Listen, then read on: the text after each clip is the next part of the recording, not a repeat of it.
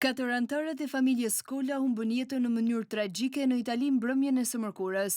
Ata ishin duke darkuar dhe dyshohet se u helmuan nga rrjedhja e gazit. Viktimat janë Arti Kola, bashkëshortja e tij Jonida, djali i tyre Hajdari dhe vajza Jessica. Shtëpia ku ndodhi tragjedia është në pronësi të kryefamiljarit Arti Kolës, cilën e kishte blerë 3 vite më parë, ndërsa familja ishte zhvendosur kohët e fundit. Forcat e policisë dhe ekipet e emergjencës në momentin që kanë hyrë në banesë kanë gjetur tryezën të shtruar, duke lënë të kuptohet se familja ishte përgatitur për të ngrënë në momentin kur ndodhi helmimi fatal.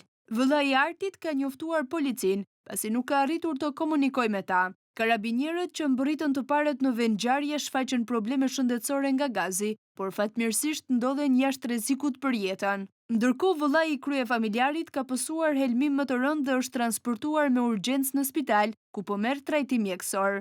Autoritetet italiane kanë nisur hetimet për të zbardhur shkaqet e ngjarjes, ndërsa dyshimet kryesore lidhen me një rrjedhje të monoksidit të karbonit në banesë.